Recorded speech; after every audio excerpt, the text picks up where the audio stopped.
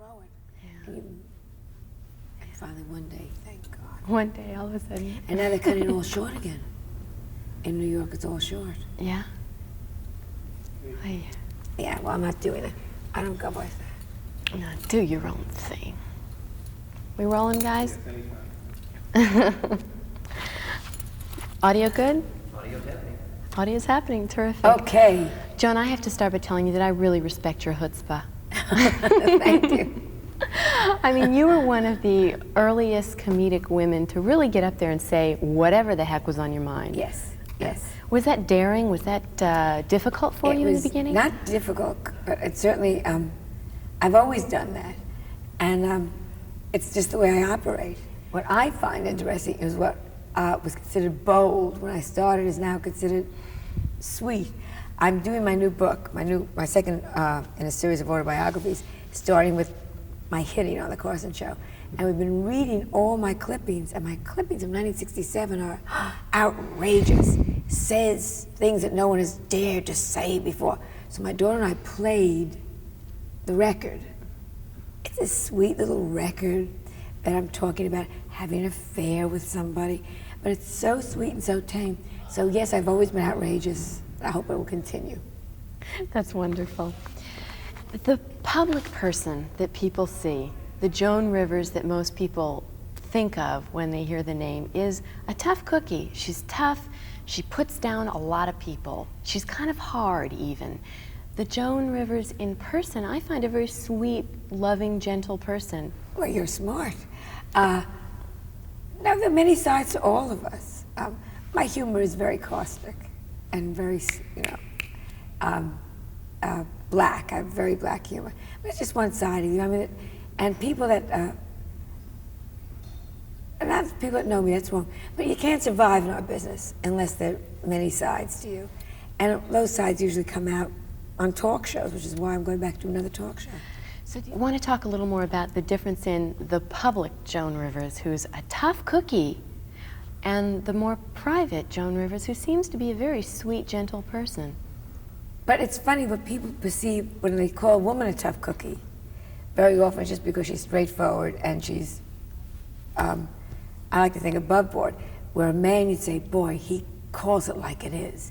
So a lot of that, I think, is just because of my being a woman. And on television, many sides come out. People just seem to forget that. But somewhere in their heads it sticks. Yeah. In the new show, there'll be a lot of different things. But the new show I'm going to be just, I hope, as caustic. And my humor will be just as black. And we'll add into that the other sides, which have been there too. Let's talk a little bit about your new show. It's called, fittingly, The Joan Rivers Show. That was a major conference on that. What should we call the show? They really talked about it. And finally they decided to call it The Joan Rivers Show. I was in favor of that because I could spell it. So. And people will know. They'll know immediately who's is. hosting this show. They can't change host and keep the name. No, which they did at Fox. Those are some bad memories. Can we delve into some bad memories for a moment here? There are no memories. It's over. And I'm not big. It's over and it's gone and it's washed away. It's 2 years ago. I can't be bothered thinking about it. Any regrets? Oh, terrible regrets. Regrets that they took off a wonderful show, which had the highest ratings in that time slot that they ever had. Arsenio, God bless him, who was wonderful, had half of our ratings, and he went down. And so we had very good ratings. The regrets were that it was a good show. It should have lasted. What was their reasoning? Why did they say they took it off? I don't know. A couple of years ago. Why did Hitler do what he did? I mean, Are you comparing Fox to Hitler? I'm not. I just know that many people do very stupid things. You had more than one difficult incident in your life. Yeah. A couple of years ago. Your husband passed away. How has that changed your life in the recent years? It changed it totally. When you've been married for 23 years, you're married. It just made it. At that age, I had to start a whole new life, and really, it changes every aspect of your life when you suddenly are single again, and not by choice. And It changed my working habits, it changed my social habits, it changed even where I was located physically. I moved out of our house because there were just too many memories. Any advice to women who have to go through the same thing? Just that you go through it. There's no advice.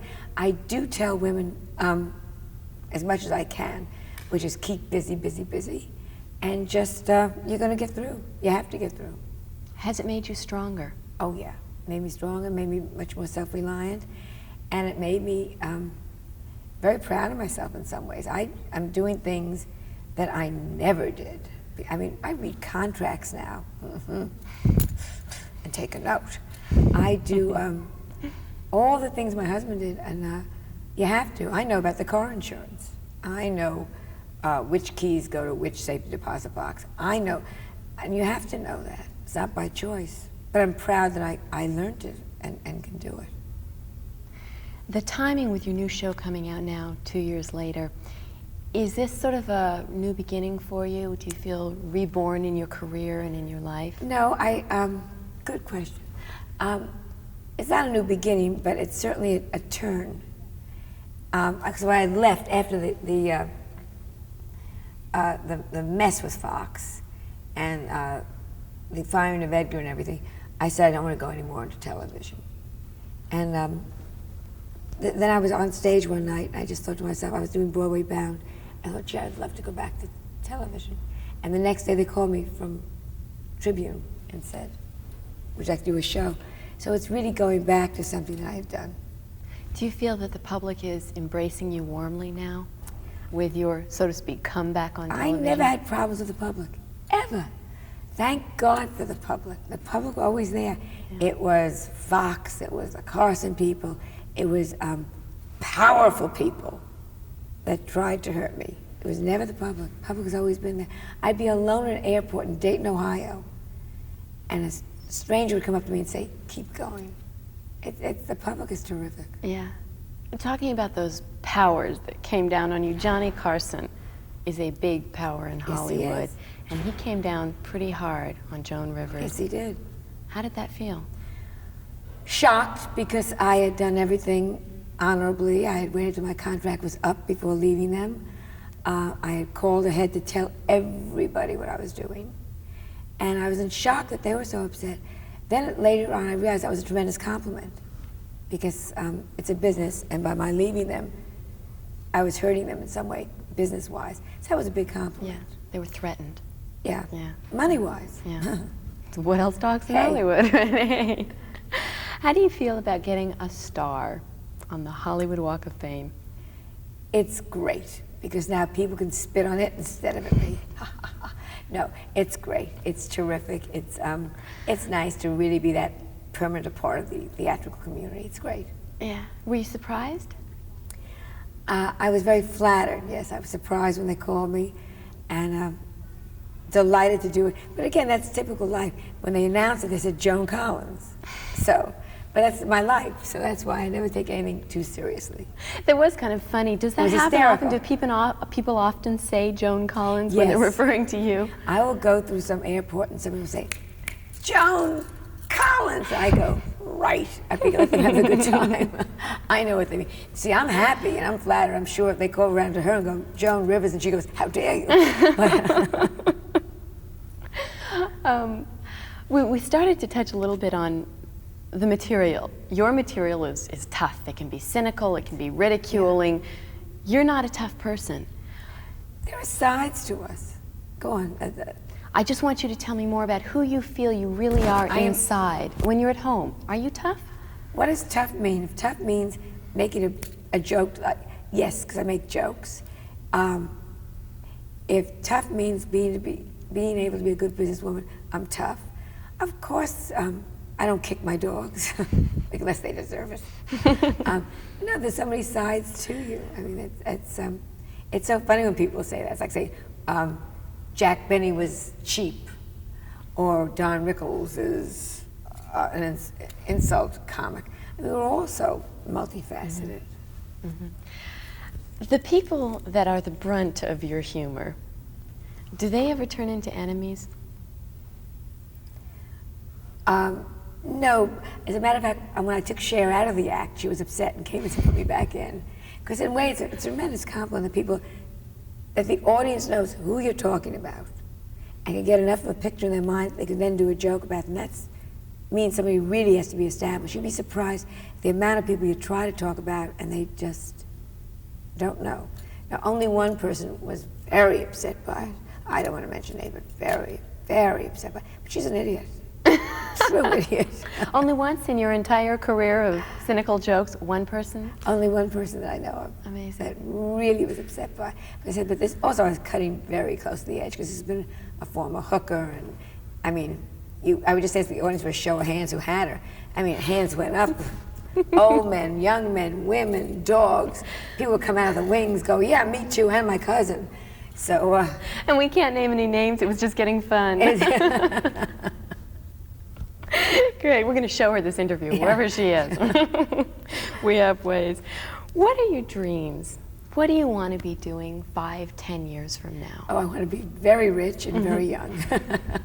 So I'd like to certainly still be doing television. Obviously, I'd like to be on Broadway. I'd like to be walking down the aisle with my daughter, taking my daughter to be married to somebody very special. I'd like to be married again, maybe. Oh, there's so many things to go. Any new beaux that we can talk about? No. A lot of old ones around, though. It's nice. It's amazing who comes out of the woodwork. Yeah, but no prospective mates no, for the new. I'm having a good time being a single lady. Is it fun? Is it exciting? It's exciting. It's wonderful. Because I really worked all my life, and I worked very, very, very, very, very, very hard, right to the grindstone, and then I got married. So now I'm able to be silly. Yeah. Now I'm able to say to 6 friends, let's go to Disneyland and let's be silly. We look stupid doing it because, we're on crutches and wheelchairs, but we're having a good time. Do you still get nervous before a date? Do you still get excited? Oh, sure. Especially now, because there's more to cover. Before you have to worry about the face, I have to worry about the boobs are on the floor and the varicose veins have to be fixed and hold the hands and they don't show wrinkles. Oh, it's terrible. What's the most fun part about dating after you get everything in place? Oh, that you go into a dark room and you can relax. We will remember that. She likes the dark room. Don't take me to any restaurant that's got fluorescent light. Great.